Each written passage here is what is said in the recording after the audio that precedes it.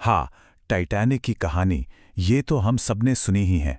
वही न डूबने वाला जहाज जो अपनी पहली ही यात्रा पर एक आइसबर्ग से टकराया और बस अटलांटिक की गहराइयों में समा गया। लेकिन क्या सच में यही पूरी कहानी है? इस कहानी में जो दशकों से हमें अपनी तरफ खींचती आई है, कई ऐसे पन्ने हैं जो अब तक शायद खुले ही नहीं हैं। सवाल यही है, क्या वाकई में सिर्फ एक आइसबर्ग ही इस पूरी तबाही का जिम्मेदार था, या फिर सच्चाई कुछ और ही है, कहीं ज्यादा गहरी और शायद चौंकाने वाली? तो चलिए एक एक करके उन सुरागों को जोड़ते हैं जो इस जहाज के डूबने की एक बिल्कुल अलग ही कहानी बताते हैं। तो पहला सुराग, और ये हमें ले जाता है टाइटैनिक के समंदर में उतरने से भी पहले के वक्त में, एक ऐसी घटना जिसके बारे में दुनिया को पता ही नहीं था। ये थी एक आग जो टाइटैनिक के अंदर उसके दिल में ही हफ्तों से धीरे धीरे सुलग रही थी। देखिए, पत्रकार हैं सैनन मोलोनी। इन्होंने अपने जिंदगी के कई दशक टाइटैनिक की रिसर्च में लगा दिए। तो हुआ ये कि वो पुरानी तस्वीरों को देख रहे थे और अचानक उन्हें जहाज के ढांचे पर एक अजीब सा निशान दिखा। अब उन्होंने नेवल आर्किटेक्ट्स, मतलब जहाज बनाने वाले एक्सपर्ट से पूछा कि भाई ये क्या हो सकता है। किसी के पास कोई जवाब नहीं था। सबसे अच्छा अंदाजा यही लगाया गया कि शायद ये पानी का रिफ्लेक्शन, मतलब परछाई होगी। पर मुलोनी को ये बात जमी नहीं। उन्हें यकीन था कि ये सिर्फ एक परछाई से कहीं ज्यादा कुछ है। और बात चौंकाने वाली इसलिए थी क्योंकि ये जो 30 फुट लंबा काला धब्बा था ना, ये ठीक ठीक उसी जगह पर था जहां बाद में आइसबर्ग ने टक्कर मारी थी। लंदन के इंपीरियल कॉलेज के इंजीनियर्स ने जब इस पर गौर किया तो उनका मानना था कि ये निशान किसी और चीज से नहीं, बल्कि जहाज के कोयला बंकर में हफ्तों से सुलग रही आग की वजह से बना था। अब इसको ऐसे समझिए, उस जमाने के जहाज़ों की तरह टाइटैनिक भी सिंगल स्किन था। मतलब जहाज के अंदर के हिस्से और बर्फीले समंदर के बीच बस स्टील की एक ही परत थी, और कोयले के बंकर ठीक इसी परत के साथ लगे हुए थे। तो अंदर जो आग सुलग रही थी उसकी गर्मी सीधे स्टील तक जा रही थी, उसे अंदर ही अंदर लगातार कमजोर कर रही थी। इसका मतलब साफ है, टाइटैनिक ने अपनी यात्रा शुरू करने से पहले ही एक बहुत बड़ा खतरा अपने साथ ले लिया था। तो एक तरफ तो ये आग स्टील को कमजोर कर ही रही थी, पर बात सिर्फ यहीं तक नहीं रुकी। असल में टाइटैनिक को बनाने में जो मटेरियल इस्तेमाल हुआ था ना, वही उसकी सबसे बड़ी कमजोरी, उसकी एक्िलीज हील बन गया। हुआ ये कि जब मेटल एक्सपर्ट्स ने इसकी जांच की तो पता चला कि टाइटैनिक का जो स्टील था वो नॉर्थ अटलांटिक के उस 0 से भी नीचे -2 डिग्री सेल्सियस के ठंडे पानी में बेहद भंगुर, मतलब ब्रिटल हो जाता था।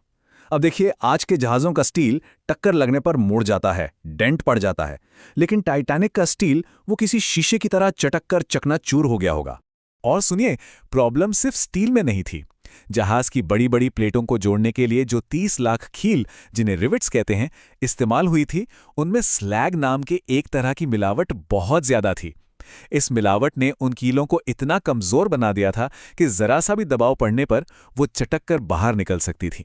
तो अब तक हमारे पास क्या है? एक सुलगती हुई आग और बेहद कमजोर मटेरियल। अब इस खतरनाक कॉकटेल में एक और चीज मिलाते हैं, इंसानी भूल। वो चेतावनियां जिन्हें उस रात एक एक करके नजरअंदाज किया गया। देखिए, 14 अप्रैल का दिन था। टाइटैनिक के पास चेतावनियों की जैसे छड़ी लग गई। सुबह 9 बजे से लेकर रात के करीब 11 बजे तक एक के बाद एक मैसेज आते रहे, और हर मैसेज के साथ खतरा और बड़ा होता जा रहा था। पहले खबर आई कि बर्फ की चट्टानें हैं, फिर पता चला कि पूरा बर्फीला मैदान है, और फिर खबर आई कि पूरा इलाका ही बर्फ से घिरा हुआ है। मतलब हर गुजरते घंटे के साथ खतरा और पास आता जा रहा था। और फिर आई आखिरी और सबसे जरूरी चेतावनी। ये पास के ही जहाज कैलिफोर्नियन से आई थी, जो खुद बर्फ में फंसकर रुक चुका था। लेकिन टाइटैनिक के वायरलेस ऑपरेटर उस वक्त पैसेंजर्स के पर्सनल मैसेज भेजने में इतने बिजी थे कि उन्होंने गुस्से में जवाब दिया, कीप आउट, शट अप, तुम मेरा सिग्नल जाम कर रहे हो। और बस इसके तुरंत बाद कम्युनिकेशन ही बंद कर दिया। सोचिए, इतनी सारी चेतावनियां, और फिर भी जहाज 20 नॉट से भी ज्यादा की तेज रफ्तार से उस अंधेरे समंदर में दौड़ा जा रहा था। ऐसा कहा जाता है कि जहाज के मालिक जे ब्रूस इसमें कैप्टन पर दबाव बना रहे थे कि रफ्तार कम न की जाए। और इस जानलेवा स्पीड का नतीजा क्या होना था? यही कि जब खतरा सामने दिखेगा तब तक बहुत देर हो चुकी होगी। तो चलिए अब इन सभी कड़ियों को एक साथ जोड़कर देखते हैं। ये कोई एक गलती नहीं थी, बल्कि ये तो गलतियों की एक पूरी चेन थी, एक के बाद एक। और इन सब ने मिलकर एक ऐसे परफेक्ट स्टॉर्म को जन्म दिया जिससे बचना नामुमकिन था। तो पूरी कहानी कुछ यूं बनती है। हफ्तों से सुलग रही आग ने स्टील को अंदर से खोखला कर दिया था। फिर जब आइसबर्ग ने टक्कर मारी तो ठीक उसी कमजोर हिस्से पर मारी। वो ब्रिटल स्टील मुड़ने की जगह शीशे की तरह टूटकर बिखर गया और कमजोर कीलें अपनी जगह से उखड़ गईं। और नतीजा, देखते ही देखते 6 कंपार्टमेंट्स में पानी भर गया, जबकि जहाज डिजाइन ही सिर्फ 4 कंपार्टमेंट्स में पानी झेलने के लिए हुआ था।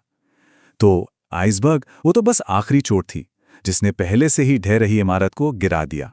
और ये तबाही सिर्फ जहाज के डूबने पर ही खत्म नहीं हुई। बचाव के काम में भी एक बहुत कड़वी सच्चाई छुपी हुई थी। आंकड़े देखिए, फर्स्ट क्लास में सफर कर रही लगभग 97% महिलाओं को बचा लिया गया, लेकिन थर्ड क्लास की आधे से भी कम महिलाओं को यह मौका मिला। ऐसा लगता है जैसे पहले महिलाएं और बच्चे का नियम भी सिर्फ अमीरों के लिए ही बना था। और शायद सबसे बड़ी त्रासदी तो ये थी, जहाज पर 2200 से ज्यादा लोग सवार थे, लेकिन लाइफ बोट्स में जगह सिर्फ 1178 लोगों के लिए थी। इसका मतलब तो ये हुआ कि जहाज के बंदरगाह छोड़ने से पहले ही ये तय हो चुका था कि अगर कोई हादसा हुआ तो 1000 से ज्यादा लोगों को मरना ही होगा। और सबसे ज्यादा हैरान करने वाली बात, ये सब उस समय के नियमों के हिसाब से पूरी तरह लीगल था। लेकिन इस भयानक हादसे ने समुद्री यात्रा की दुनिया को हमेशा के लिए बदल कर रख दिया। तो देखते हैं कि टाइटैनिक की इस दुखद कहानी ने हमें आखिर क्या सबक सिखाए जो आज भी कायम है। इस तबाही का एक सीधा नतीजा ये निकला कि 1914 में इंटरनेशनल आइस पेट्रोल की स्थापना हुई। इसका काम है नॉर्थ अटलांटिक के समुद्री रास्तों पर आइसबर्ग्स पर नजर रखना। ये एक ऐसा सिस्टम है जो आज तक जहाज़ों को ऐसे हादसों से बचाता आ रहा है। तो अब जब हम ये जानते हैं कि टाइटैनिक को सिर्फ एक आइसबर्ग ने नहीं, बल्कि आग, घटिया मटेरियल और इंसानी गलतियों के एक पूरे तूफान ने डुबोया था, तो क्या इस नए डूबने वाले जहाज की कहानी पहले से कहीं ज्यादा दुखद नहीं हो जाती?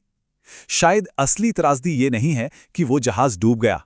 असली त्रासदी तो ये है कि उसे कितनी आसानी से बचाया जा सकता था।